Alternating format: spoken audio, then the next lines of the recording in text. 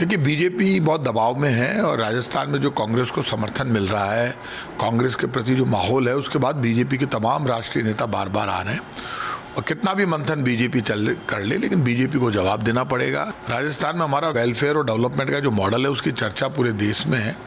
आम आदमी को अधिकार मिले, रोजगार मिले और लोगों तक आपका रिलीफ पहुंचे। बीजेपी ने जो मुद्दा बनाया, कानून व्यवस्था, पेपर लीक और सारे मामले, ये बात सब जानते हैं कि बीजेपी सिर्फ कांग्रेस के मुद्दों पर इशू बनाती है, लेकिन अपनी उपलब्धियां नहीं गिनाती, बात नहीं करती। हमारी कानूनी व्यवस्था एमपी से, हरियाणा से, उत्तर प्रदेश से 100 गुना अच्छी है।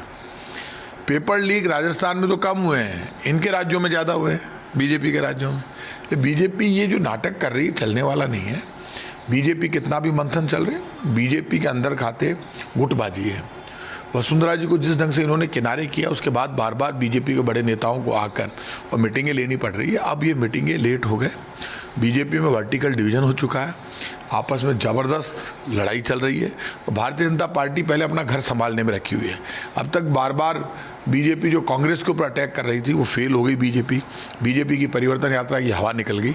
बीजेपी कुछ भी कर ले, राजस्थान में कांग्रेस की बहुत बड़ी जीत होगी और कांग्रेस बड़े बहुमत के साथ राजस्थान में सरकार बनाएगी। एक बार रोक कर लेना, अलग अलग बाहर के राज्यों के विधायक सांसदों को बुलाया गया है। यहाँ पर बीजेपी ने अलग अलग जेलों की जिम्मेदारी दी है।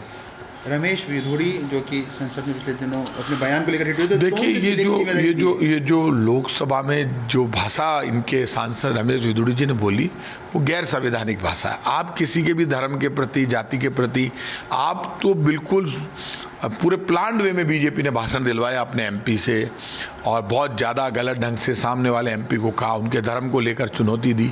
तो वो तो बीजेपी की एक रणनीति का हिस्सा है कि आप गाली दो, माहौल बने, क्योंकि देश में बीजेपी अपने काम का माहौल तो बना नहीं सकती।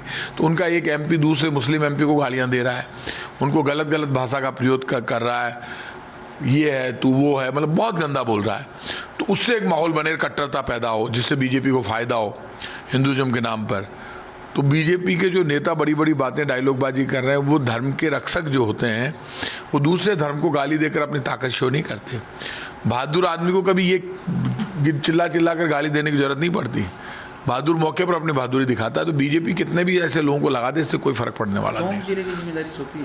कोई बात नहीं, टोंक के लोग तो और होशियार है, वहाँ तो बिल्कुल ही स्थिति बीजेपी की कमजोर रहेगी। रमेश विधुड़ी का आने का कोई फर्क नहीं, कोई जाने को नहीं, कोई जानता नहीं है।